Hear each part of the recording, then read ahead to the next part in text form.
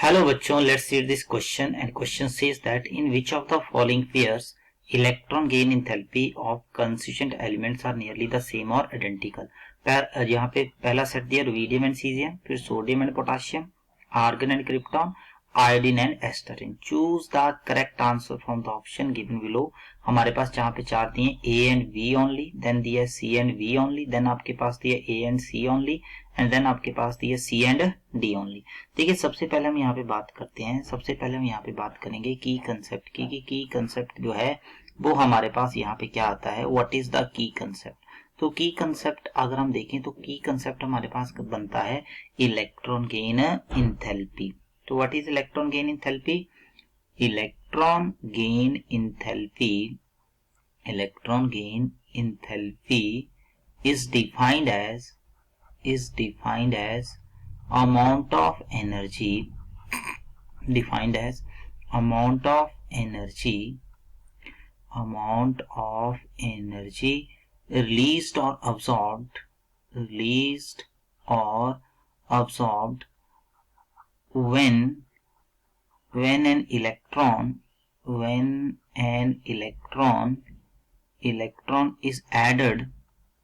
is added to an atom in gaseous state।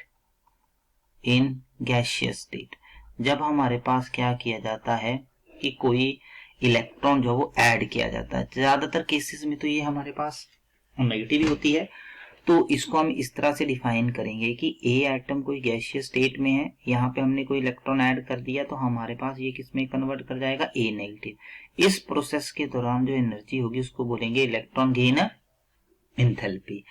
अब देखिए हमें थोड़ा यहाँ से एक पॉइंट यहाँ से समझना पड़ेगा कि अगर हम बात करें अलोंग द पीरियड, इसी कंसेप्ट को हम यूटिलाइज करेंगे। अगर हम बात करें अलोंग द पीरियड, तो अलोंग द पीरियड आपके पास जो है इलेक्ट्रॉन गेन इंथैल्पी जो है वो क्या करता है, इलेक्ट्रॉन गेन इंथैल्पी जो है ये आपके पास क्या करेगा, ये आपके पास इंक्रीज करता है। और अगर हम बात करें डाउन द ग्रुप, तो डाउन द ग्रुप जो है हमारे पास इलेक्ट्रॉन गेन इंथैल्पी क्या करेगा, इलेक्ट्रॉन यहाँ पे आपके पास आ जाएगा, इलेक्ट्रॉन गेन इंथैल्पी आपके पास क्या करेगा, इलेक्ट्रॉन गेन इंथैल्पी आपके पास जो है वो डिक्रीज करेगा। अब देखो हमें थोड़ा सा इन एलिमेंट्स को देखना पड़ेगा कि इन केस में आपके पास ऐसा क्या हो रहा है कि हमारे पास ये पॉइंट्स जो हैं यहाँ पर बन रहे हैं, ये पॉइंट्स जो है वो हमारे पास यहाँ पर आ रहे हैं। तो यहाँ पर अगर हम बात करें, जैसे जैसे हम डाउन द ग्रुप जाएंगे, जो नीचे वाले एलिमेंट हैं उनकी आयनाइजेशन एनर्जी सेम होने के चांसेस ज्यादा हो जाएंगे। जैसे कि हमारे पास यहाँ पे पहला सेट दिया हुआ है रुबिडियम एंड यहाँ पे आपके पास क्या दिया, दैट इज सीजियम। तो देखिए ये दोनों ही एल्कली मेटल्स हैं। जो रुबिडियम का वैल्यू है ये हमारे पास होता है अप्रोक्सीमेटली -47 किलो जूल पर मोल, और सीजियम का हमारे पास होता है अप्रोक्सीमेटली -46 किलो जूल पर मोल।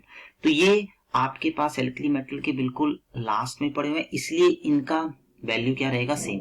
दूसरे एलिमेंट जो है वो हमारे पास दिए हुए हैं सोडियम और पोटाशियम, ये एल्कली मेटल के स्टार्टिंग में होते हैं, इसलिए यहाँ पे आप देखोगे इनकी एनर्जी सेम नहीं होगी। इसका होता है -43 और इसका आपके पास आ जाएगा अप्रोक्सीमेटली -48 किलो जूल पर मोल। अब आर्गन और क्रिप्टॉन की हम बात करें, आर्गन और क्रिप्टॉन जो है वो हमारे पास नोबल गैसेस है, इनकी इलेक्ट्रॉनिक कॉन्फ़िगरेशन जो है वो NH2 होती है। तो जब हम इलेक्ट्रॉन ऐड करेंगे तो बाहर वाले शेल में ऐड करेंगे, तो इस केस में आपको क्या करना पड़ेगा, एनर्जी सप्लाई करनी पड़ेगी। तो इस केस में अप्रोक्सीमेटली वैल्यू होती है +96, यहाँ पे आपके पास आ जाएगा, दैट इज किलो जूल पर मोल जो है वो आपके पास आएगी। इसके बाद लास्ट में हम देखें तो हमारे पास आता है आयोडीन और हमारे पास आता है एस्टाटीन। तो आयोडीन की वैल्यू आप देखें, ये हमारे पास हैलोजन है तो यहाँ पे आएगा -295 किलो जूल पर मोल, और एस्टाटीन की वैल्यू जो है ये आपके पास होती है -270, यहाँ पे आपके पास आ जाएगा, दैट इज किलो जूल पर मोल। तो इस तरह से अगर हम देखें तो हमारे पास आंसर क्या बनेगा, एक पेयर था रुबिडियम और सीजियम का और एक है आर्गन और क्रिप्टॉन का। तो इसका मतलब ए और सी जो है यहाँ पे आपके पास जो बनेंगे। सो फाइनल आंसर इज यहाँ पे आपके पास बनेगा C option, I hope you understand it well. Best of luck.